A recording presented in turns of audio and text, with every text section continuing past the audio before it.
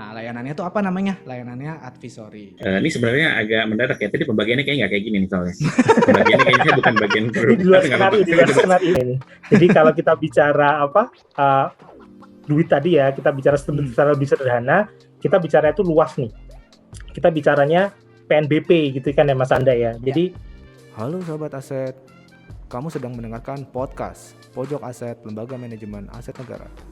Halo Sobat Aset, jumpa lagi di podcast Pojok Aset, sebuah persembahan dari Lembaga Manajemen Aset Negara untuk kamu yang peduli tentang topik-topik mengenai aset negara dan juga topik-topik menarik lainnya tentu saja. Nah, setelah lama libur kita kembali lagi di episode 4 ya kali ini kalau nggak salah. Kita hari ini syutingnya di hari Kamis. Kali ini kita akan coba ngebahas salah satu layanannya Elman gitu ya, Lembaga Manajemen Aset Negara. Karena di Elman itu ada sebenarnya 3 layanan utama yang menjadi core bisnisnya Elman. Yang pertama itu seperti kita tahu namanya aja manajemen aset, ya otomatis pasti ada pengelolaan asetnya yang mana berkonsentrasi ke optimalisasi aset negara. Terus ada juga land funding atau pendanaan pengadaan lahan untuk proyek strategis nasional. Nah, yang ketiga ini itu sebenarnya masuk dalam koridor manajemen aset karena salah satu misi apa visi ya saya lupa. Misi visinya Elman itu adalah Elman ingin menjadi penggerak atau motor optimalisasi aset negara. Nah, layanan yang satu ini tuh emang ditujukan untuk melaksanakan visi atau misi tersebut.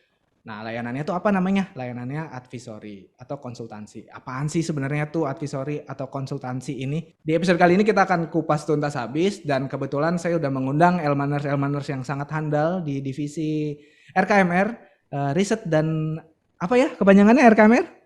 Riset, konsultansi, dan manajemen risiko. Nah, agak beribet ya. Jadi RKMR ini ada 2 klaster besar yang dikerjakan sama teman-teman di RKMR. Di divisi RKMR yaitu riset dan konsultasi dan tentu saja manajemen resikonya. Nah, kebetulan kita karena ini layanan yang keluar ya ke umum, kita ngebahas di riset dan konsultansinya. Karena sebenarnya selain memberikan konsultasi keluar, teman-teman RKMR ini juga tentu saja meriset aset-aset kelolaan Elman. Nah, siapa aja sih divisi RKMR yang 90% ini hadir karena satu orang itu PSI manajemen risiko, jadi beliau tidak bisa hadir karena ada acara lain. Kita perkenalan dulu satu-satu. Yang pertama ada kepala divisinya nih. Saya merasa terhormat didatangi kepala divisi. Ada Mas Bram. Halo Mas Bram. Halo, selamat pagi. Sobat Aset, baik, sehat Mas Anda? Kalau selamat pagi harus lengkap Mas. Selamat pagi, siang, sore, malam. Karena nggak tahu ditontonnya kapan kan podcast. Oh iya benar-benar. Selamat pagi, siang, sore, malam, dini hari. Ya. Nah, Sobat Aset semua siapa tahu kan. Ya, siap. Ini ada Mas Bram sebagai kepala divisi, lalu di timnya berikutnya silakan Mas Bram diperkenalkan timnya. Oke, terima kasih Mas Anda. Sobat Aset semua, selamat pagi, sore, siang, entahlah gitu kan, kapanpun Sobat Aset semua mendengarkan podcast ini. Ya. Jadi pada kesempatan kali ini kami dari divisi RKMR tadi yang agak panjang tuh, riset, konsultasi dan manajemen risiko. Kami di kesempatan ini kami ada Mas Fajarullah. Ini analis kami di bidang riset ekonomi. Say hi dulu dong, Mas Fajar. Halo Sobat Aset. Nah, itu ada Mas Fajar. Kemudian ada, kita biasanya manggilnya Bang nih. Bang Edward Patrama atau kita biasa panggil Bang Edo. Halo Sobat Aset semua. Wah, mantap. Dan yang terakhir nih, ini langka banget karena emang satu-satunya cewek gitu ya di divisi RKMR. Ada Mbak Andin. Hai Sobat Aset semua. Halo. Nah, jadi itu Sobat Aset semua dan Mas Anda. Kami ini tim yang hadir saat ini gitu ya, yang siap untuk menjelaskan dan juga berdiskusi gitu ya terkait dengan tadi jasa layanan konsultasi. Oke, kita sharing. Siap, makasih Mas Bram. Ini santai aja ya, nggak usah kayak rapat, jadi nggak usah hahe gitu, oper sana oper sini gitu, kita ngobrol aja kayak biasa. Ini kebiasaan rapat pasti, jadi bawaannya tuh kayak serius gitu. Iya sih. Karena rapat sekarang juga kan lewat Zoom dan segala macam, jadi kita kayak setiap Zoom kayak kesannya rapat, padahal ya cuma ngobrol-ngobrol aja gitu. Ini juga pingin ngasih gambaran sebenarnya kepada sahabat aset. Apa sih si konsultansi atau riset yang dilaksanakan sama Elman ini sebenarnya? Dan sebenarnya tujuan ada layanan ini sebenarnya apa sih Mas? Mungkin bisa cerita teman-teman RKMR, silakan. Oke, thank you Mas Anda. Nah, ini mungkin aku jawab dulu kali ya. Nanti mungkin teman-teman nanti akan nambahin sesuai dengan pengalamannya masing-masing. Jadi kalau boleh dijelasin nih terkait dengan konsultasi di Elman gitu ya. Jadi pertama jasa konsultasi mungkin kita udah tahu mungkin ya apa jasa konsultasi ya kita memberikan jasa gitu ya pada mitra kita terkait konsultasi. Kalau di luar tuh kan banyak ya jasa konsultasi, ada konsultasi terkait dengan karier gitu kan, konsultasi jodoh. Nah, ini kalau kita nih di Elman itu kita fokus nih bahwa kita memberikan jasa konsultasi terhadap pengelolaan aset negara, Mas Anda, atau boleh kita bilang itu biasanya barang milik negara. Gitu. Jadi pada intinya sih kita itu ya sebagai konsultan gitu, kita menemani mitra-mitra kita memberikan advice gitu kan, bagaimana sesuai dengan expertise kita ya dan pengalaman kita nih di Elman, gimana sih caranya supaya aset negara itu bisa lebih optimal. Mungkin intinya itu dulu sih Mas Anda. Oke, siap. Kalau begitu tadi kan apa ya advisory-nya ini lebih kepada aset negara. Sebenarnya kalau secara pengelolaan kan sebenarnya sudah ada framework yang mungkin disiapkan atau regulasi yang disiapkan sama teman-teman di Direktorat Jenderal Kekayaan Negara, Mas. Maksudnya mulai dari pengadaannya, lalu pemanfaatan dan segala macam. Nah, sebenarnya konsultasi ini adakah kayak kayak jenis-jenisnya lagi, konsultasi apa aja sih yang bisa dimintain ke Elman, atau misalkan saya di satuan kerja atau saya di BLU gitu ya, bingung nih aset kok kayaknya secara standar masukan SBSK itu ke kebutuhan barang kok kayaknya masih bisa nih dimanfaatkan atau dioptimalisasi. Itu sebenarnya saya bisa datang atau gimana, Mas? Wah, ini kalau menjawab pertanyaan ini kita ada ahli produknya advisory Elman nih, Mas Fajarullah. Nah, ini mungkin Mas Fajarullah bisa jelasin nih, Mas. Siap. Jadi kira-kira apa aja nih produk advisory Elman? Tadi gimana kalau ada mitra nih mau datang mau minta advisory ke Elman, mungkin Mas Fajarullah bisa cerita lebih lanjut. Silakan, Mas Fajar. Siap. Oke, siap, Mas Bramantya. Jadi ini sebenarnya agak mendadak ya. Tadi pembagiannya kayaknya nggak kayak gini nih soalnya. Pembagiannya kayaknya bukan bagian produk. Di luar skenario. Nggak apa-apa. Emang perlu ada elemen of surprise biar seru ya. Oke. Saya coba jawab nih. Memang kalau produk-produk kita nih, Mas Anda, kita punya satu tuh feasibility study. Kemudian kita punya juga HBU, Highest and Best Use Analysis. Ada lagi kita terakhir concept development. Dari semua itu kita nggak berhenti sampai situ aja, Mas Anda. Jadi produk kita yang terakhirnya yang terbaru, karena selama ini jadi klien tuh setelah kita kasih kajian, Pak, kita sudah dapat kajiannya, tapi kita bingung nih Pak, mau membiayainya seperti apa, karena kita kan BLU Pak, kita satker pemerintah Pak gitu. Nah ini untuk pendanaan sendiri, karena pembiayaannya bisa sampai miliaran kan ya Mas Anda ya, ratusan mungkin puluhan miliar gitu. Iya betul. Nah ini kita coba bantu juga Mas Anda, ada satu produk terakhir kami yaitu Ranger. Nah, Ranger ini kami membantu para mitra untuk mendapatkan investor gitu ya. Jadi kita bantu mitra memasarkan produk mereka, tanah mereka, aset mereka untuk bisa didanai oleh investor. Nah ini empat produk inilah yang kita coba berikan dalam advisory di Elman. Seperti itu mungkin. Oke, siap. Sebelum menyelam lebih dalam ke tiap-tiap produknya nih, saya mau tanya sebenarnya yang disasar dengan adanya layanan ini tuh apa sih? Selain tadi kan di opening juga saya tuh udah nyampein kalau emang untuk mewujudkan visinya Elman untuk menjadi penggerak optimalisasi aset negara. Tapi ada nggak sih sebenarnya yang mendasari kenapa terus ada konsultansi di Elman, terus sebenarnya sasarannya siapa aja atau siapakah target kliennya gitu? Monggo. Oke, Mas Anda. Jadi kalau gini berarti kan pertanyaan itu kayak goals utama gitu ya. Betul. Dari jasa advisory ini gitu. Sebetulnya sih Mas, kalau kita bicara goals utama, tentu kita bicaranya duit ya. Kita membutuhkan duit gitu. Maksudnya kita kita ingin meng-create, kalau kita bisa duit, tapi di sini bukan kayak cuman buat Elman gitu ya, bukan. Tapi kita bukan tuh cuan-cuan gitu ya. Bukan cuan-cuan yang hanya untuk Elman. Jadi kita tuh bicaranya adalah karena kita ini cuan club nih kayak ini. Jadi kalau kita bicara duit tadi ya, kita bicara secara lebih sederhana, kita bicara itu luas nih. Kita bicaranya PNBP gitu kan ya Mas Anda ya. Jadi kalau kita tahu tuh kan sebetulnya aset negara itu banyak banget ya. Kalau mungkin nilainya tuh boleh mungkin nanti sahabat aset ataupun semuanya itu bisa ngecek gitu kan. Nilainya mungkin sekarang tuh udah ribuan triliun. 10.000 triliun terakhir Mas. Nah, itu dia tuh. Bayangin tuh 10.000 triliun tuh kalau ditumpuk seberapa tuh duitnya kan.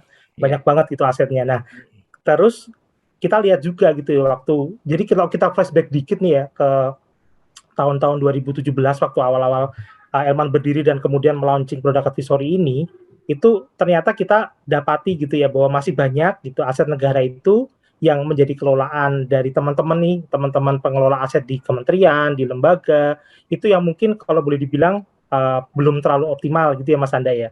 Jadi ada yang idle, ada yang kita bilang tuh underutilized, artinya sudah dipakai tapi mungkin belum maksimal dan lain sebagainya. Nah, kita melihat itu dan kemudian kita semua nih di Elman itu kan kemudian diberikan mandat oleh Bu Menteri Keuangan.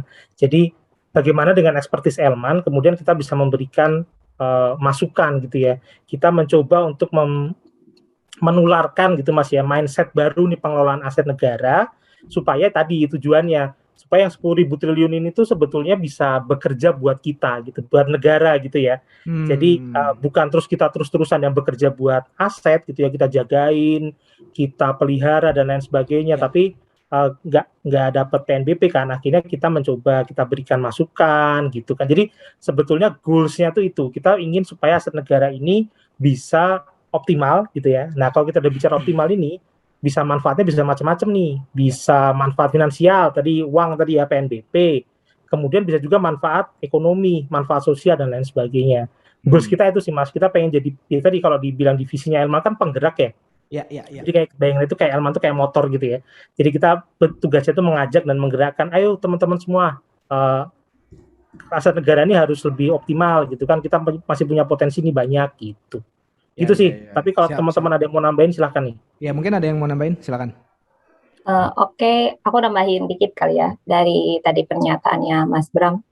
Jadi tuh berdasarkan dari beberapa klien advisory yang pernah kita temukan, salah satunya tuh bukan hanya dari aset negara tadi yang idle dan underutilized, tapi juga dari adanya keterbatasan ekspertis dan pengetahuan dari mitra-mitra advisory ya gitu. Jadi di beberapa KL, BLU, BLUD gitu, mereka tuh memiliki keterbatasan sumber daya manusia nih terkait ekspertis dan gimana sih tata cara pengelolaan aset yang optimal. Nah, kebetulan nih kita di Elman ini punya beberapa expertise properti gitu kan. Jadinya bisa membantu mereka lah untuk memberi tahu lah ini loh cara pengelolaan aset yang optimal tuh caranya kayak gini gitu Mas. Oke. Nah, biar sahabat aset juga nggak salah sasaran nih, sebenarnya apa aja yang bisa dikonsultasiin ke Elman? Maksudnya konsultasinya tuh apa sih? Apakah emang cuma sebatas aset aja atau ada yang lain kayak masalah hidup atau masalah percintaan gitu. Nah, sebenarnya apa yang menjadi batasan di konsultansi yang disampaikan oleh yang diberikan oleh Elman ini? Wah, ini mungkin kalau yang apa aja nih mungkin Bang Edo nih, Bang Edo. Apa aja sih Bang yang bisa kita kasih nih Bang? Apakah tadi yang disebut Mas Anda sampai problem hidup bisa kita konsultasikan atau gimana Bang Edo? Mungkin Bang Edo bisa jelasin nih. Kalau nggak sampai ke problem hidup kali ya yang dikonsultasikan. Pusing juga kita karena setiap manusia punya problemnya masing-masing ya. Tapi seperti yang disampaikan Mas Bram tadi di awal kan, sebenarnya kita ini di Elman mencoba membantu dengan istilah itu total asset solution ya. Kita punya total asset solution di mana kita ini dapat dimintai konsultasi itu di setiap titik Mas Anda. Di setiap titik dalam arti seperti ini. Kalau kementerian lembaga ternyata satker ataupun instansi itu tidak memiliki kapasitas untuk menentukan ini dibangun seperti apa, dia punya tanah kosong seperti itu Mas Anda, dia nggak tahu akan dibangun apa, kita bisa membuatkan kajian konsultasi untuk highest and best use-nya, artinya tanah ini akan digunakan terbaik sebagai apa gitu nantinya. Kita bisa buatkan itu.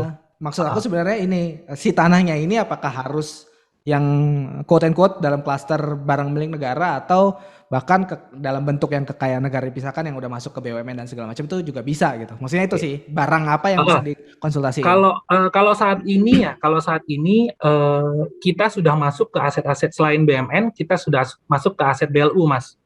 BLU udah masuk dan saat ini kita sedang penjajakan juga untuk aset-aset BUMN untuk bisa kita bantu karena ternyata teman-teman kita di BUMN juga banyak yang memiliki kesulitan Mas untuk mengembangkan atau mendayagunakan asetnya. Ya. Beberapa hari yang lalu kita coba menjajaki dengan sebut nama BUMN aja nggak apa-apa ya Mas ya? Ya, monggo. Jasara Harja ya Mas ya, Jasara Harja. Lalu sebelumnya juga ada ya Mas Bram ya, gitu. Jadi memang kita coba membantu semua gitu, bersinergi baik dengan BUMN, BLU maupun satker-satker yang ada di kementerian. Seperti itu Mas Anda. Oke, berarti memang secara konteks aset yang bisa dikonsultasikan ini masih dalam tahap barang milik negara dan juga barang-barang quote and quote asetnya BUMN ya, yang mana sebenarnya dia asalnya bisa jadi dari APBN karena melalui mekanisme PMN dan sebagainya, tapi ya walaupun sudah dipisahkan ya, tapi maksudnya klasternya itu masih dalam klaster aset negara tersebut gitu ya. Betul Mas, klaster kekayaan negara. Kekayaan negara dipisahkan maupun kekayaan negara yang dalam bentuk BUMN seperti itu. Betul. Oke. Berarti kalau kayak saya pengusaha atau apa gitu ya, misalkan aja nih, kalau pengusaha gitu swasta nggak ada hubungannya sama negara sama sekali, tapi saya bingung mau optimalisasi, bisa nggak ya kira-kira, atau adakah rencana ke situ gitu? Nah ini ya sih Mas Anda, jadi memang kita ini waktu mendapat mandat itu ya Mas Anda ya, mendapat mandat konsultasi ini dari Ibu Menteri, memang kita difokuskan untuk klasternya kekayaan negara gitu. Jadi kalau mungkin, mohon maaf nih kalau teman-teman mungkin dari private sector ya, yang mungkin mendengarkan podcast ini terus bertanya-tanya kayak aku bisa nggak ya untuk minta advisory ke Elman. Nah memang kami membatasi dan memang dibatasi gitu ya dalam tugas dan fungsinya Elman itu memang untuk kekayaan negara nih. Jadi itu mungkin tujuannya juga supaya kita nggak terjun langsung juga untuk dalam tanda kutip ya, kayak mengambil pasarnya rekan-rekan konsultan di swasta atau di private sector gitu ya. Jadi kita ini betul-betul fokus, kita bicara terkait dengan kekayaan negara nih. Jadi Elman itu memang dibentuk ya memang untuk mengelola dan tadi menjadi penggerak optimalisasinya itu untuk kekayaan negara, baik itu di BLU, di kementerian, di satker, dan juga di BUMN gitu Mas Anda. Ya, oke. Berarti untuk sekarang ini emang kita fokusnya di situ ya. Dan kalau emang sebenarnya kalau ditarik lagi ke visi ya, kalau ngelayanin teman-teman yang swasta pun yang ingin berkonsultasi jadinya agak melenceng sih dari visi. Ya nggak sih? Nah, betul. Nah, sebelum kita melenceng lebih jauh, kita kembalikan lagi ke jalan yang lurus. Tadi kan ada 4 produk dari Advisory ya. Yang pertama itu ada concept development, terus ada feasibility study ya. Betul. Terus ada HBU, High Use Analysis. Nah, terus juga ada yang namanya Arranger. Kalau yang sudah pernah digarap nih selama ini dari tahun kick off-nya itu dari 2017 kan ya? 2017 layanan konsultansi. Ya walaupun sebenarnya dari awal terbentuk udah ada tuh ininya, udah ada kayak rumahnya lah gitu, tapi baru beroperasi atau melayani konsultansi itu di 2017. Tadi saya mau nanya apa ya? Saya jadi lupa anjay. Waduh. Sebenarnya udah apa aja yang dikerjain sama teman-teman RKM dari 4 ini? Apakah sudah ke 4-4-nya atau masih ada yang masih tahap perencanaan atau penjajakan dan segala macam? Silakan. Oke. Ini kalau kita tanya pengalaman nih ya. Ini kayaknya Mbak Adin yang paling banyak pengalaman ini. Karena Mbak Adin yang dari awal tuh kan ada di divisi ini gitu. Mbak Adin bisa mungkin dijelasin Mbak Adin, apa aja sih udah kita kerjain ini?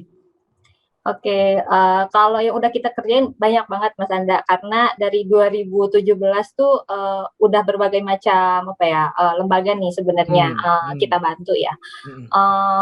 Dari keempat produk tadi itu udah ada tuh Mas, kayak misalkan FS tuh paling banyak, rata-rata klien kita tuh minta dibuatin FS karena mereka biasanya udah ada nih perencanaannya atau udah ada calon investor yang pengen kerjasama di lahannya mereka kayak gitu.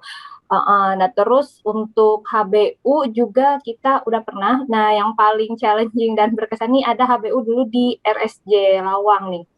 Jadi mereka tuh punya lahan 245 hektar yang kurang lebih tuh udah underutilized sekitar 100 tahun ya Mas ya dulu ya infonya. 117. 117 tahun. Indonesia aja merdeka 76 tahun ya. Lah ini RSJ dari zaman Belanda atau gimana? Iya benar Mas Anda. Betul dari zaman Belanda. Ntar kita bahas di segmen yang lebih mengenai pengalaman menarik kali ya. Ya, pengalaman menarik. Lanjut. Itu udah ada HBU di beberapa juga. Lalu yang konsep development juga kita udah pernah. bantu sama yang sekarang tuh yang tadi disampaikan oleh teman-teman juga arranger kita masih dalam tahap pilot project sih Mas untuk ada satu BLU yang sedang kita bantu gitu. Oke, kalau secara detail sebenarnya apa sih kalau bisa dikupas lagi ya visibility study itu apa aja yang ada di dalam kajian itu, terus konsep development tuh apaan aja sih detailnya, terus HBU seperti apa dan arranger sendiri seperti apa, itu bisa dijelasin nggak? Oke, mungkin ini nanti gantian aja ya. Aku bantu ya. Kamu semua juga nggak apa-apa kan diri. Kita bantu ya, prok jadi apa? Bantu ya mungkin. Boleh bagi-bagi, yang penting saya paling gampang aja nanti. Ya, nanti kalau ada yang kurang-kurang bisa lah nih. Sebenarnya nih mereka itu suhu-suhu saya, Mas. Ini tuh saya paling junior kalau di sini. FS itu pada intinya sih biasanya si mitranya ini udah punya rencana atau udah ada investor yang mau bekerja sama di lahannya mereka. Jadi udah jelas itu Mas peruntukannya misal untuk hotel atau untuk kantor atau untuk apa. Nah, nanti kita bantu bikin analisa kelayakannya. Apakah perencanaan yang mereka lakukan tuh layak nggak sih gitu kan, dilihat dari analisa ekonominya, dari segi pasar, supply demand-nya gimana sih gitu kan, lalu dilihat juga dari analisa teknis nih, sesuai nggak sama regulasinya, terus bangunannya bisa sampai seberapa tingkat gitu kan, bisa sampai seberapa luas, dan juga yang paling ultimate harus lihat dari segi analisa keuangannya, dapat cuan nggak nih nanti dari hasil pengembangan itu, yang penting itu kan ya, dapat cuan nggak? Ya, cuannya buat negara juga kan soalnya. Iya betul, nanti cuannya buat negara. Kalau yang HBU itu lebih ke ada lahan kosong misalkan. Nah, kita tuh nggak tahu nih lahan ini mau dijadiin apa sih gitu kan, paling peruntukannya yang terbaik buat apa. Nah tadi seperti yang dijelaskan Mas Fajar tuh, jadi kita nanti kasih beberapa alternatif pengembangan di satu lahan itu, bisa jadi kita bikin mixed use kawasan nih gitu kan, jadi ada perkantoran, ada hotel sama ada mall gitu. Atau alternatif kedua nih kita bikin apa, misalkan bikin kawasan pergudangan gitu kan, jadi ada tema-tema tertentu biasanya. Nah itu juga hampir sama Mas yang dilihat dari analisa pasar, analisa ekonomi, analisa teknis sama keuangan. Kalau yang konsep development sih tadi bedanya adalah kalau konsep development ini di satu kawasan gitu. Jadi nanti kita dikasih zonasi lah di kawasan, misalkan yang sebelah utara nih zonasinya buat apa komersial, yang sebelah selatan zonasinya buat buat pendidikan atau buat perumahan kayak gitu Mas. Jadi lebih ke zoning dan kawasan itu kan lahannya lebih besar ya. Lebih luas ya. Cakupannya gitu. So, mungkin teman-teman yang lain mau ada yang nambahin mungkin. Para senior saya nih. Jadi kurang satu yang dijelasin Mbak Andin yaitu Ranger nih Mas Anda. Apakah Ranger merah atau Mighty Morphin Power Ranger? Nggak tahu kan? Silakan, gimana tuh Pak Ranger itu sebenarnya? Yes, Ranger ini menarik ya, karena tadi yang disampaikan tadi juga teman-teman, Ranger ini kan baru ya Mas. Kita tuh baru dapat mandat kemarin tahun 2020. Terus tahun ini tuh kita baru pilot project nih Mas Anda. Nah, jadi sebenarnya kalau Ranger nih kita bicara bahasa yang lebih umum gitu ya, yang lebih mungkin bisa familiar dengan sobat aset semua di luar sana, itu mungkin sobat aset tahu yang namanya biru jodoh gitu kan, atau mak comblang. Jadi itu yang kita lakukan, tapi kita nih nggak mempertemukan antara dua insan yang membutuhkan ini gitu ya, ini agak berat juga nih. Tapi kita mempertemukan yang punya aset sama investor yang memang mempunyai kelebihan dana gitu kan, atau pengen mengembangkan portofolio bisnisnya ke bidang properti gitu Mas Anda. Jadi kan kita mencoba menutup gap tadi yang kayak Mas Fajar sudah jelasin ya, bahwa ada nih di luar sana ketika kita bicara teman-teman di Satker gitu ya, di kementerian, di BLU, itu konsep udah ada bagus gitu, tapi ketika kita tahu dan yang dibutuhkan, kadang-kadang kita shock gitu kan, apa 45 miliar misalnya gitu kan, kaget gitu, dan kemudian ketika kita lihat apakah memang ada dananya gitu. Nah itu kebanyakan nih, saya nggak bilang semuanya ya, tapi kebanyakan kemudian bertanya nih ke Elman, ini kami dari internal cash nggak ada nih untuk pendanaan ini, seperti itu. Bisa nggak sih dicarikan di luar, mungkin ada investor yang tertarik atau memang baru pengen menanamkan modal misalnya gitu ya di sektor properti di Indonesia. Nah ini kita coba jembatani Mas Anda gitu, supaya tadi match nih potensi yang ada gitu, jangan cuma karena dalam tanda kutip ya, kita kurang uang gitu, terus jadi nggak jadi nih dibangun gitu proyeknya. Jadi kita temu-temuin tuh gitu ya, kita pertemukan gitu. Mas Fajar ada yang mau ditambahin nggak kira-kira untuk Ranger? Ya, itu Ranger ya. Sebuah Ranger emang ini barang baru nih di kita nih. Jadi kalau dari kemarin-kemarin sih emang kita tentunya kita juga nggak cuma door to door gerilya. Kita ada event juga bahkan ya. Kita bikin event juga ya terkait dengan ini. Jadi kita mempertemukan dalam satu forum itu antara si pemilik aset, si pengguna aset dengan si investor. Nah ini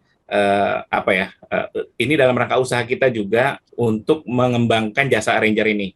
Jadi kan kalau misalnya kita datang door to door gitu, kita pikir mungkin kurang efektif ya. Nah ini kita bikin dalam satu forum yang bisa mereka ngelihat kira-kira ini aset-aset apa sih yang tertarik nih, yang menarik gitu. Nah ini kita buat juga di Investor Gathering. Nanti mungkin Mas Anda kayaknya tahu ya. Kita simpan dulu, iya. kita simpan dulu nih.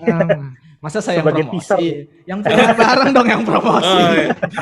Kapan acaranya kira-kira? Jadi udah ada bayangan nih. Maksudnya sahabat aset yang lagi dengerin atau lagi nonton itu bisa ngosongin jadwalnya di tanggal segitu. Rencananya tanggal berapa emang? Nah kita nih jadi kayak teaser nih jadi ya. Kita emang mau ada acara nanti di tanggal 8 Mas Anda. Tanggal 8 Oktober ya? Oke. Ya, jadi nanti sobat aset semua yang memang udah penasaran nih kan, aduh saya punya aset nih gitu, atau mungkin saya pengen invest gitu kan. Nah, nanti tanggal 8 Oktober kita stay tune nih di media sosialnya Elman dan lain sebagainya. Kita akan umumkan gitu ya. Nanti tanggal 8 Oktober kita akan ada event tuh tadi yang sudah dijelaskan oleh Mas Fajar gitu Mas. Oke, siap kalau begitu. Mudah-mudahan sobat-sobat investor di luar sana siap menyiapkan cuan-cuannya ya untuk membantu mengoptimalisasi aset negara. Oke, kalau tadi bicara kayak visibility study dan HBU dan segala macamnya itu sebenarnya dari tadi kayaknya kalau nge-bold atau nge-underline kata-kata yang disampaikan sama Andin secara ultimate itu adalah ke masalah visible enggak nih secara keuangannya gitu ya, proyeknya visible atau enggak dan segala macam. Nah, ada nggak sih atau pernah nggak sih memasukkan kayak misalkan indikator soal sustainabilitas si bisnisnya atau sustainabilitas bentuk bisnis seperti itu dalam hal bisnis ya, atau mungkin sustainable nggak buat environment di sekitar situ, mulai memasukkan hal-hal seperti itu nggak ya Mas? Karena kan kita seperti yang udah kita tahu sekarang nih isu-isu soal lingkungan dan sustainability itu udah jadi barang yang harus udah lumrah gitu ya untuk dibicarakan dan emang penting untuk diterapkan dan disadari oleh semua orang karena ya kutub utara dan selatan ISS-nya mulai mencair dan segala macam emisi karbon sudah gila-gilaan gitu. Nah sebenarnya ada nggak ke situ? Nah satu lagi sebelum menjawab itu, tadi kan ada soal arranger juga ya. Nah sebenarnya kalau asetnya BUMN itu kan sebenarnya udah aset korporasi ya Mas ya. Tapi dalam hal segi arranger ini adakah kayak dari kementerian, adakah kayak masukan juga selain mencarikan investor, tapi bentuk kerjasama, karena kerjasama BUMN ini kan agak berbeda ya, maksudnya ada koridor peraturan yang harus diikutin. Kasih masukannya juga nggak dari teman-teman konsultansi di Elman nih? Ada nggak kayak kamu bagusnya kerjasamanya itu yang ini loh, karena secara peraturan lebih visible, terus juga buat negara juga oke. Itu Mas, monggo Mas. Sip, ada dua pertanyaan nih. Mungkin saya sama Bang Edo nanti yang akan jawab ya. Nanti aku yang pertama ya Bang Edo. Nanti yang susah Bang Edo lah yang kedua. Jadi yang sustainability mungkin aku jawab dulu Mas Anda. Ya, jadi siap. Pada intinya Mas Anda, kami di Elman itu memang sekarang sifatnya itu kita tailor made ya. Kalau kita bicara ini ya, kita bicara kajian yang kita susun. Jadi kita memang mengikuti keinginan dan juga mungkin kebutuhan nih dari calon mitra. Sebetulnya analisa apa aja tuh yang dibutuhkan di dalam suatu laporan. Kita nggak membatasi tadi, kalau Mbak Nin kan sebut itu ekonomi, pasar, kemudian teknis keuangan itu kan itu yang paling mainstream kan. Maksudnya kalau kita bicara FS atau HB itu yang mainstream. Nah tapi kalau misalnya membutuhkan yang lain, tadi kalau misalnya dari mitra, itu butuh, Pak saya butuh kajian terkait dengan dampak environment dan segala macam, kita pun sebetulnya membuka diri Mas Anda. Maksudnya kita pun tidak kemudian menolak itu gitu ya. Memang sih kebetulan sampai sekarang itu belum dari mitra-mitra kami memang belum ada yang kemudian meminta Elman untuk mengkaji sampai ke bagaimana ketika saya bangun aset hotel di sini, dampaknya terhadap pencarian es di Kutub Utara gitu, itu belum ada sih, memang belum sampai ke sana. Tapi kita sudah mulai ini juga, dan kita sudah belajar juga ya Mas Fajar ya, sama Mbak Andin. Kemarin kita juga udah belajar juga nih, kita karena kita juga masih baru, kita kan banyak belajar nih Mas Anda. Jadi kita belajar ke UI misalnya, kita bicara gimana sih terkait emisi karbon gitu ya. Kalau kita bikin suatu konsep nih, pengembangan gedung itu, ada nggak sih dampak emisi karbonnya gitu. Nah ini kita juga udah mulai belajar nih Mas Anda. Artinya sesuatu yang nggak terlihat seperti itu sebenarnya sudah mulai kita coba baca dan terawang gitu ya. Apakah memang nanti ada dampaknya. Jadi ketika nanti mitra misalnya membutuhkan kajian itu, tadi ya dampak emisi karbon ataupun environment sustainability dan lain sebagainya, kita pun di Elemen udah menyiapkan diri nih Mas Anda terkait dengan knowledge-nya gitu kan. Jadi bisa aja gitu kalau memang dari rekan-rekan sobat aset semua yang ada di Satker dan lain sebagainya kepikiran gitu ya untuk menyiapkan kajian itu, boleh sih kita ngobrol-ngobrol dulu gitu kan, sejauh apa sih yang dibutuhkan gitu. Nah, ini baru pertanyaan pertama nih Bang Edo yang agak susah, Bang Edo yang kedua tadi. Silakan Bang Edo. Pertanyaannya karena susah, boleh diulangi nggak Mas Anda nih? Nggak susah tuh. Jangan-jangan saya juga nggak bisa nih ngulang pertanyaannya. Nggak seperti gitu sih. Maksudnya kalau bicara tadi arranger dan sebenarnya kajian yang lain sih, produk yang lain itu kan kayak ngasih masukan atau insight gitu ya ke mitra atau klien itu mengenai bagusnya dibuat jadi apa dan segala macam. Nah, ada nggak kayak karena mungkin BMN gitu ya, misalkan ya ada yang permintaan soal optimalisasi BMN. Pernah nggak kayak ngasih rekomendasi juga sebenarnya yang pas untuk si BMN ini, bentuk pemanfaatan BMN ini kan, karena kita tahu sendiri kalau bentuk-bentuk pemanfaatan BMN itu ada koridornya ya. Kalau bicara BMN ada peraturannya dan segala macam. Pernah nggak ngasih kayak masukan sampai ke situ gitu, Mas Edo? Mas, jadi memang kalau ya kalau terkait arranger, saya sedikit nambahin juga bahwa arranger kita itu bukan hanya mempertemukan mitra kita dengan investor Mas, tapi juga semua kebutuhan klien ya, hampir semua kebutuhan klien itu coba kita layani. Dari masalah legal, kemarin kita pernah membantu untuk mendampingi pembuatan perjanjian kerjasamanya seperti itu, ataupun penyusunan dokumen kerangka acuan kerja dan proses tender seleksi untuk pemilihan mitra, itu kita juga situ bantu. Jadi artinya memang seperti yang disampaikan tadi, total asset solution. Apapun kebutuhan klien kita coba penuhi. Nah, kalau dari sisi tadi analisa kita itu terkait BMN tadi memberikan arahan ini bagusnya buat apa enggak, itu selalu Mas, memang karena dalam setiap kajian kita itu selalu yang pertama selain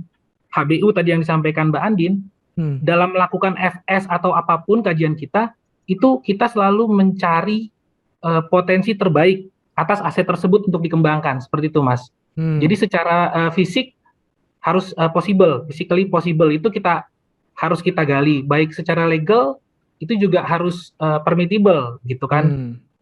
Selalu secara keuangan visible, itu selalu hal-hal yang memang kita selalu kaji, kita analisis, kita cari yang terbaik untuk pendayagunaan aset itu. Itu yang kita rekomendasikan gitu Mas ke mitra-mitra kami, seperti itu Mas.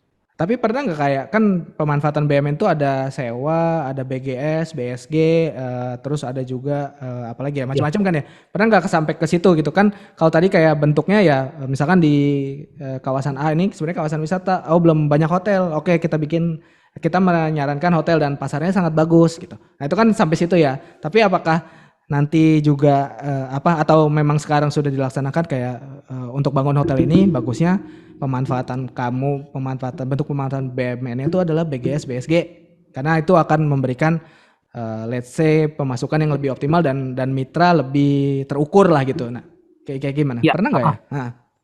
Kalau itu kita kembalikan ke kebutuhan klien Mas tadi, karena kebutuhan masing-masing klien kan beda. Ada yang memang klien datang ke kami, itu mitra kami datang minta tolong didampingi dalam perhitungan BGS ataupun BSG ya gitu, kasarnya kalau dalam BUMN. Kalau dalam BLU kemarin KSO seperti itu kan. Nah itu kita coba kaji, selalu kita kaji Mas, dan kita beri masukan itu visible atau enggak secara BGS, BSG seperti itu. Atau klien yang datang ternyata minta dalam bentuk sewa seperti itu, kita hitungkan. Tapi kalau memang klien kita itu ternyata blank sama sekali, pun klien kita blank sama sekali, kita tetap simulasikan nih. Ini Mbak Andin, ahli keuangan nih, dia menciptakan model-model keuangan, perhitungan keuangan di kita gitu untuk menyajikan ke klien kita itu kalau secara keuangan ini nanti bentuknya kalau dengan mitra itu BGS, ini bisa untung atau enggak. Secara kalau digunakan KSO tipe A ya, kalau di BLU itu misalnya KSO tipe A disewakan seperti itu saja, visible atau enggak itu juga kita coba sediakan Mas, seperti itu. Jadi memang benar-benar total asset solution. Klien mau apa kita kasih gitu. Agak palu gada juga ya. Palu gada. Palu gada. Tapi gini, kalau bicara tadi 4 produk, kalau kita makan di restoran fast food nih kan ada pahe paket-paket gitulah ya. Nah, ada juga bisa pesen a la carte gitu, mau menu apa aja satu doang nih. Itu kira-kira kalau di Elman bisa a la carte atau emang harus paket, terutama untuk arranger nih ya. Bisakah arranger ini kita atau klien gitu ya datang kayak saya cuma mau arranger doang atau yang mana doang gitu. Monggo. Ini sih Mas Anda, kita sih harapannya Mas Anda kalau kita berbicara arranger itu kan satu bagian besar gitu ya. Iya, betul. Pasti memang kita berharapnya kita dari awal Mas Anda. Karena kan bagaimanapun ketika kita misalnya nih, kita akan mempertemukan mitra dengan investor, kita kan perlu tahu nih luar dalamnya aset tersebut gitu ya. Jadi betul. Biasanya kita akan bisa mengetahui luar dalamnya karakteristik aset secara detail itu ketika kita melakukan kajian Mas Anda di depan gitu kan. Jadi kita sudah mengkaji dulu, kita sudah tahu nih kelebihannya aset ini apa, kekurangannya misalnya ya. Terus kira-kira nih potensinya dan segala macam. Nah, baru kita kemudian bisa ceritakan itu ke investor, gitu kan Mas Anda. Ya. Jadi memang kita mengharapnya nih Mas Anda, memang kalau kita bicara arranger itu kita dari awal, gitu ya, dari awal banget. Pun kalau misalnya, tapi tadi kita kan nggak menutup ya, artinya kalau tiba-tiba di tengah nih, misalnya kajian sudah ada dan lain sebagainya, pun kita tetap akan mencoba membantu Mas Anda. Tapi pasti kita tetap membutuhkan waktu untuk belajar dulu nih untuk asetnya, gitu ya. Kajian yang terdahulu seperti apa dan lain sebagainya. Cuman kalau tadi Mas Anda bilang pahe-pahe tadi, kita sih pengennya sih betul-betul end to end ya, artinya dari kajiannya sampai kita misalnya carikan investornya sampai dibangun sampai selesai, itu kami bisa kawal gitu secara penuh. Nah gitu Mas Anda. Oke, berarti sebenarnya dimungkinkan aja ya Mas, tapi secara ideal sebetulnya karena maksudnya apa ya, karena apalagi arranger ya, kita untuk mempertemukan dengan investor kita harus paham betul kan dari depan gitu ya, sebenarnya rencananya mau apa dan segala macam. Jadi bisa aja satuan gitu kayak mau nyebut ngeteng tuh kayaknya nggak enak gitu. Satu-satu gitu ya, a la carte kalau bahasa kerennya. A la carte. Ya, atau memang mau paketan, karena secara nama tadi yang disampaikan sama Bang Edo juga total asset solution, which means sebenarnya literally, wah gue kayak anak selatan ya lama-lama. Ya maksudnya lebih bagus itu kalau emang secara keseluruhan ya langsung aja ke Elman gitu, jadi nggak usah pusing-pusing ya kan, toh juga semuanya ada gitu kan, produk-produknya cukup lengkap. Oke, kalau begitu berikutnya sebenarnya kita tadi udah bicara asetnya, dalam hal ini adalah kekayaan negara, baik yang masih dikelola sama negara BUMN atau yang dipisahkan. Terus juga mitranya tadi kan BLU, Satuan Kerja, Kementerian Lembaga, terus ada juga BUMN. Nah, gimana sih si mitra-mitra ini untuk mendapatkan si layanan ini? Gimana caranya? Apakah datang ke Elman, Bu saya mau pesan ini layanan konsultansi feasibility study, nggak pakai sambal ya gitu? Apakah kayak gitu atau mengajukan surat atau ada step-stepnya? Seperti apa Mas? Kalau boleh dijelaskan. Ini Mas Fajar nih pastinya udah sering banget berhubungan dengan mitra kan soalnya. Mas Fajar, boleh diceritain nggak Mas Fajar? Prosesnya nih dari awal. Apa yang harus dilakukan kalau kita tertarik dan pingin jadi kliennya Elman? Oke, makasih Mas Bram. Jadi kalau di sini kita asumsinya nih benar-benar masih blank lah ya, masih blank si calon mitra nih. Kita punya aset nih, tapi kita bingung nih gimana cara ngembanginnya. Terus tiba-tiba mereka dengar Elman. Nah, cara yang paling gampang adalah sebenarnya bersurat ke kami. Bersurat atau kita punya juga call center ya, atau nanti bisa Elman. Nah, itu kalau Bang Edi bilang di bawah ini. Adanya ini Sapa Elman.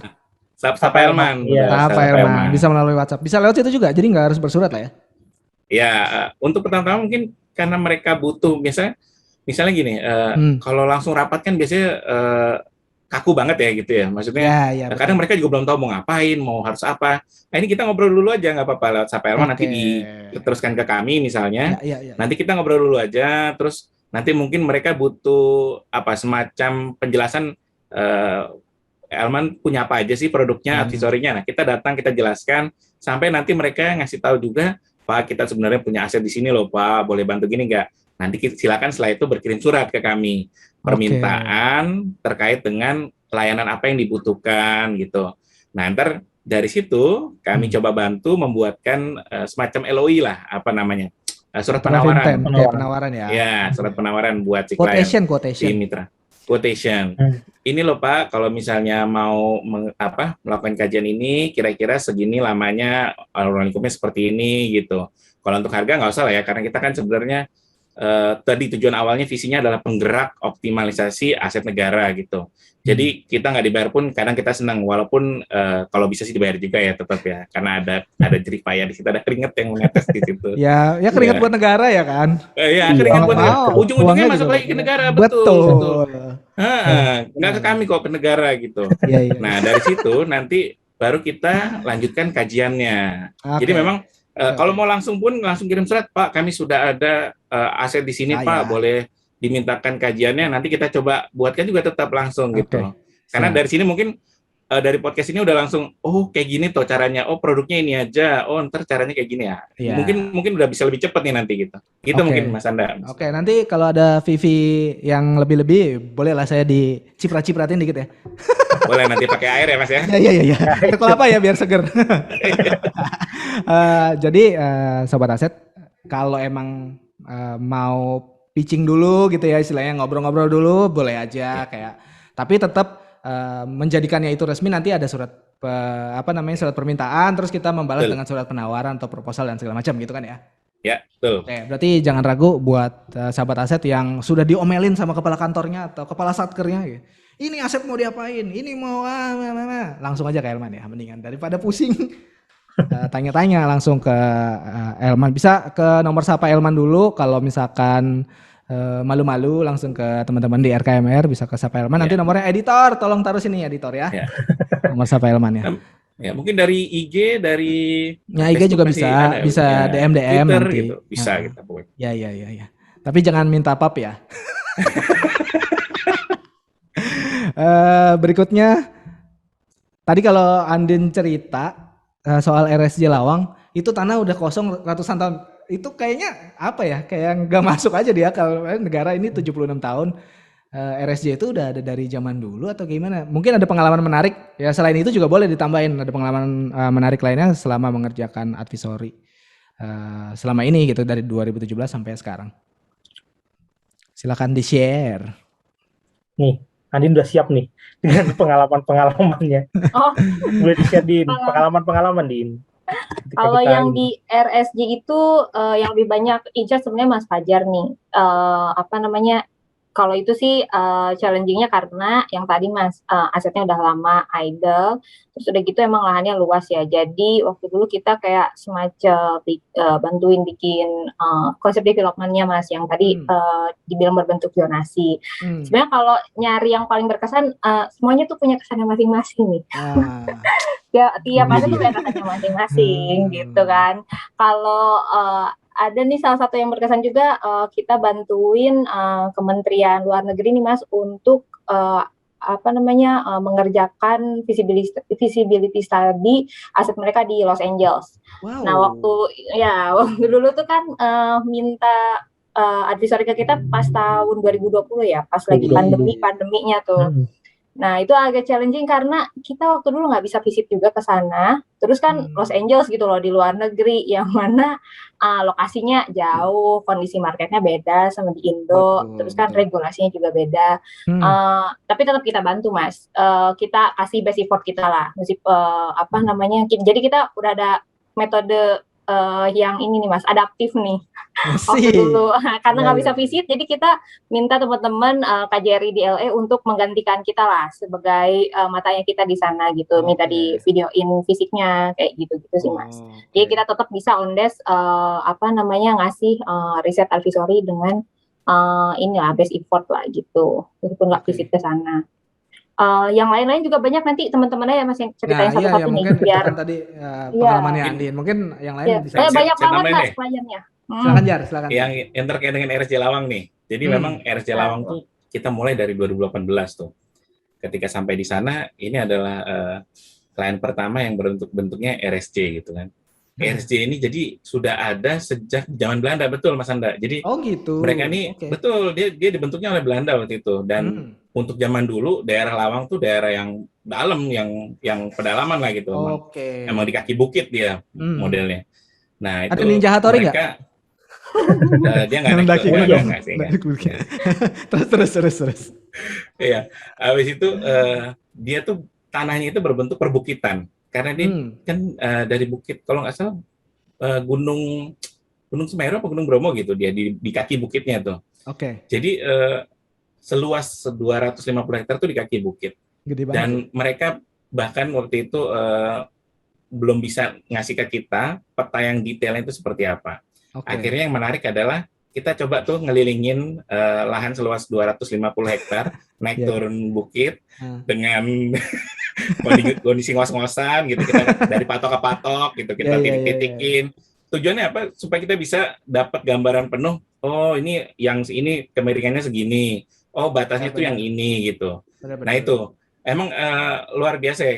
Ada yang kayak gitu. Ada juga yang mungkin kalau yang paling gampang yang di Jakarta ya. Kalau Jakarta kan ya udah kelihatan gitu. Barangnya misalnya di katakanlah Bawaslu, ada PPK Kemayoran gitu. Kita ngeliat tinggal naik mobil nyampe. Nah, ini menantang banget ya emang nih. Dia mau menuju ke tanahnya aja butuh setengah jam sendiri, naik turun bukit pakai mobil, terus jalan kaki pula kita selusurin. Nah, itu menarik banget sih. Lokasinya agak jauh dari rumah sakit ya, atau satu hamparan gitu sama rumah sakit atau gimana? Iya, jadi sebenarnya kalau zaman dulu nempel, tapi kalau zaman dulu kan sebenarnya dia luas ya, cuma belakangan ada banyak penduduk segala macam, keputus sebenarnya. Nah, keputus dikit gitu. Dan terus ngajak balikan. Iya, cuma nggak bisa dia karena orang tuanya nggak setujuin. Ya, terus habis itu untuk menuju titik keluarnya itu artinya apa? Petanya ya, kan kita ada patok-patok ya. Ya. Dari satu sisi ke sisi lain kita nggak bisa motong jalur, kita harus muter. Oke. Karena di kaki bukit, kalau lurus langsung hutan-hutan, mesti motor trail biasanya yang kayak gitu.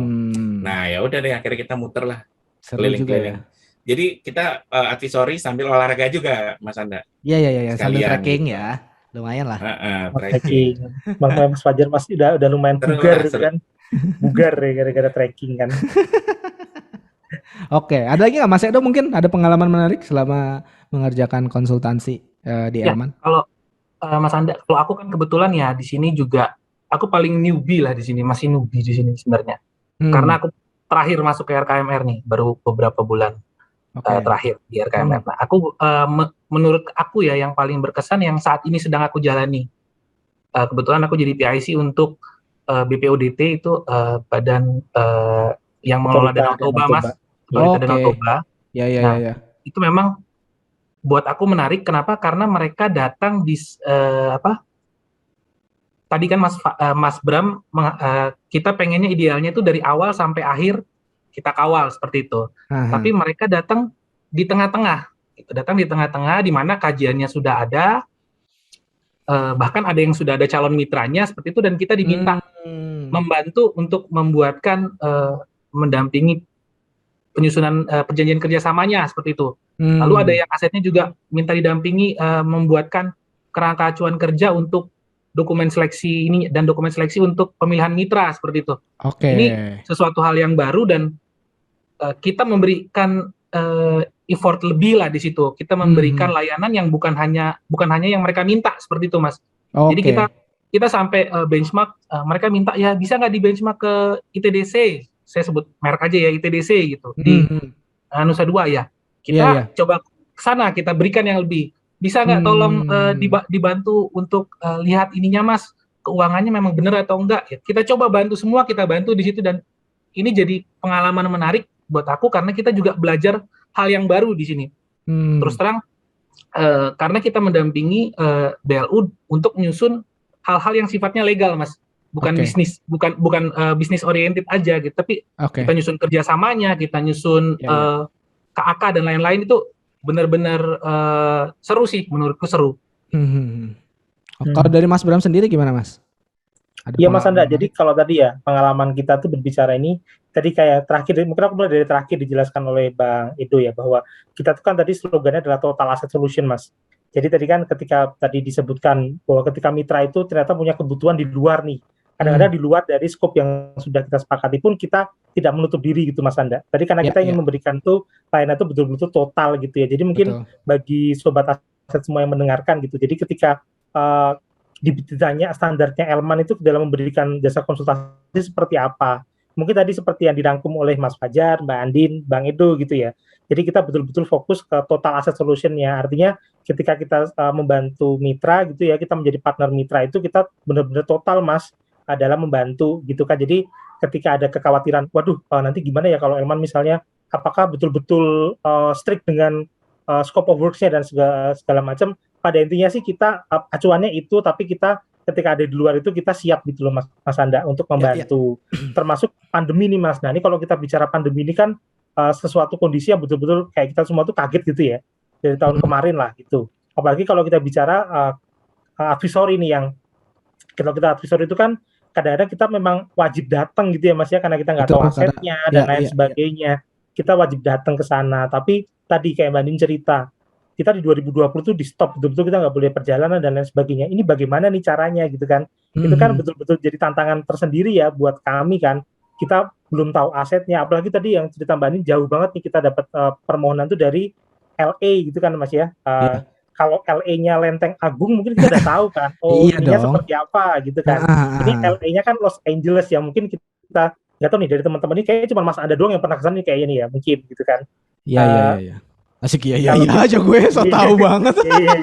Tapi udah pernah nih gitu kan. Nah, kalau kita ini kan belum pernah gitu Mas Anda. Jadi kita tuh bahkan bicara kalau di kita ada namanya misalnya RDTR gitu ya, tata ruang. Di sana namanya apa ya? Iya, betul. Kita betul-betul kulik gitu ya, kita kulik, kita pelajari. Nah, itu mungkin ini sebenarnya bukannya apa ya, kita kayak membangga-banggakan diri, enggak sih. Artinya ini kita bicara standar pelayanan Elman itu kita berusaha capai segitunya gitu Mas Anda. Betul. Kalau untuk kita berbicara jasa advisory, jadi kami harap sih mungkin semua sobat aset yang mendengarkan, terutama yang menjadi PIC pengelola BMN nih ya, di satkernya masing-masing tuh nggak ada keraguan lagi nih misalnya untuk datang ke Elman, ngobrol gitu ya, untuk kita bekerja sama dalam konteks advisory. Mungkin itu sih Mas Anda.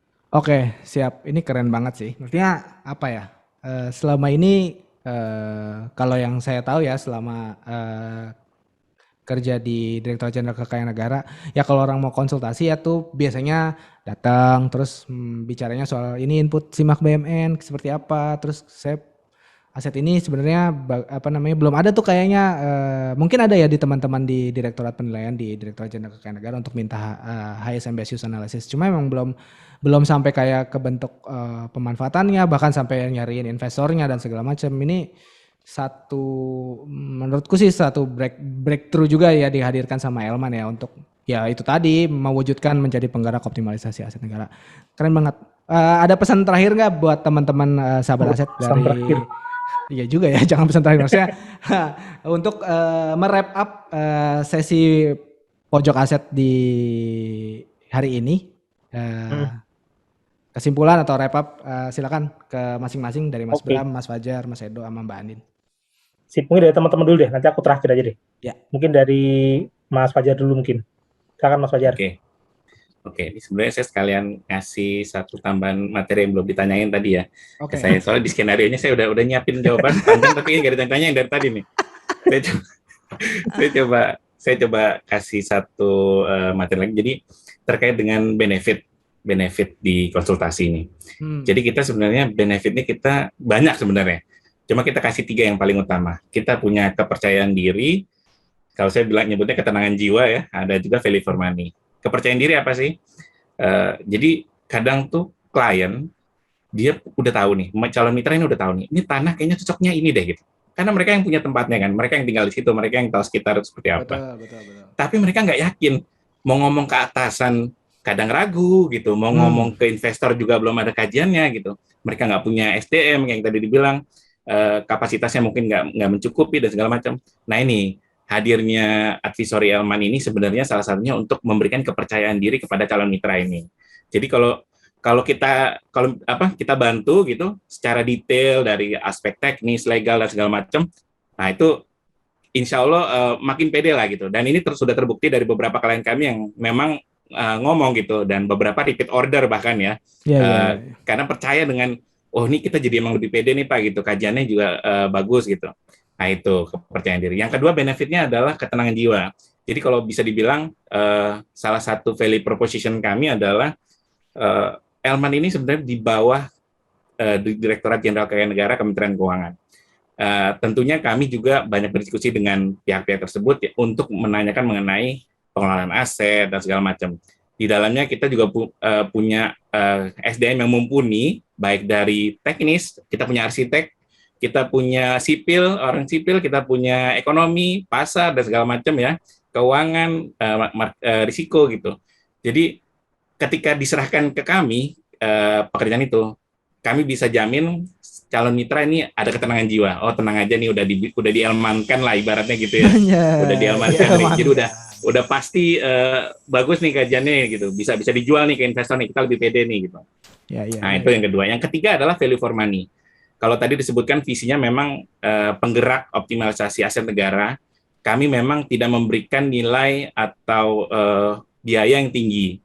Karena memang tujuan utama kami adalah layanan publik. Gimana caranya orang aset-aset yang udah tidur lama nih, gimana caranya supaya mulai bangun lagi, bisa dimanfaatkan dan segala macam. Jadi memang secara harga pun kami nggak ngecat gede-gede gitu, nggak kayak konsultan luar lah gitu ya.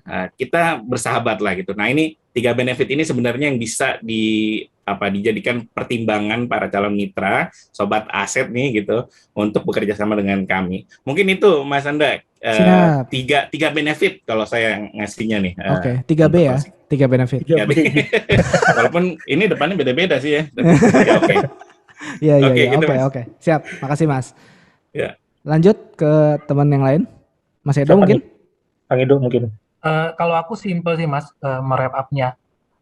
Jangan biarkan diri kalian pusing untuk mikirin aset. Biarkan kami yang pusing. Jadi hubungi nomor di bawah ini. Kan lagi masukin Sapa Elman, editor jangan lupa.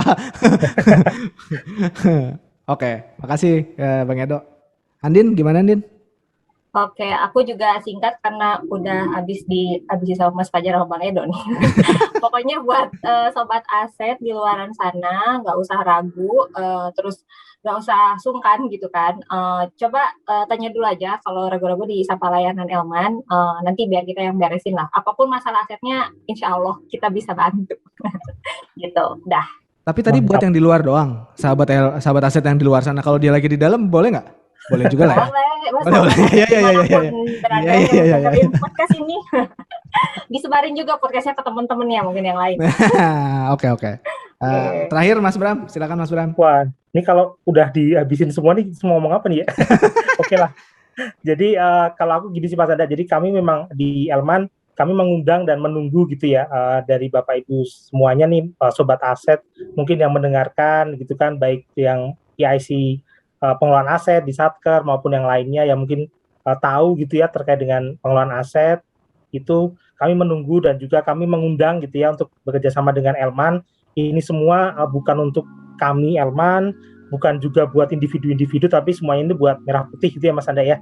Siap. Buat Republik Indonesia gitu. Jadi kita berharap bahwa ketika kita bicara Indonesia maju, kita berbicara visi misi Indonesia tahun ke depan, itu kita bisa berpartisipasi lah gitu ya. Dalam hal ini adalah kita berbicara dari sisi pengelolaan aset negara. Jadi mungkin itu Mas Anda, ini semua untuk Merah Putih gitu ya, untuk Republik Indonesia kita tercinta ini. Itu Mas Anda. Siap, terima kasih banyak. Kalau tadi sedikit ngambil dari kata-katanya Mas Bram, memang seperti yang disampaikan juga sama Bu Sri Mulyani ya, Ibu Menteri kita. Maksudnya salah satu indikator negara maju adalah aset yang bekerja, bukan orang yang bekerja gitu kan. Jadi gimana caranya sih aset-aset tidur ini bangun dan bekerja untuk Merah Putih. Oke. Buat sahabat aset semuanya, episode kali ini sudah kita selesaikan bincang-bincang dengan teman-teman dari divisi riset konsultansi dan manajemen resiko Lembaga Manajemen Aset Negara. Buat kalian semua yang sedang mendengarkan atau menonton ini via YouTube, bisa diakses di YouTube-nya Elman Lembaga Manajemen Aset Negara, atau cari juga di Spotify Lembaga Manajemen Aset Negara, atau podcast POD KAS Pojok Aset. Nah, terus juga jangan lupa untuk follow Instagramnya Elman untuk mengetahui informasi-informasi terkini soal Elman, dan juga mungkin portofolio konsultasi nih sering juga kita up di IG nih sama Min Aset ya. Min Asetnya lagi di mana tuh? Min Aset sering banget nge-infoin buat sahabat aset terkait konsultasi ini. Jadi pastikan kamu follow IG-nya, follow Facebook-nya, di like dan segala macam, terus subscribe YouTube-nya, terus follow juga Twitter-nya, terus follow juga TikTok-nya biar kita bisa FYP kayak yang lain. Terus juga ada Sapa Elman, layanan Sapa Elman untuk mengetahui lebih lanjut atau mau ngobrol-ngobrol atau kayak nanya-nanya tentang Elman seperti apa, bisa langsung hubungi nomor Sapa Elman, WhatsApp only. Jadi jangan SMS ya, karena mahal 350 per SMS. Kecuali pakai itu paket-paket SMS, nggak tahu masih ada apa enggak. Kalau gitu segitu aja. Terima kasih sudah menyaksikan Pojok Aset. Oh ya, jangan lupa catat tanggal 8 Oktober 2021. Siapa tahu sahabat aset bisa berkesempatan untuk ikut investor gathering-nya Elman di tahun ini. Terima kasih sudah menyaksikan dan mendengarkan. Sampai jumpa.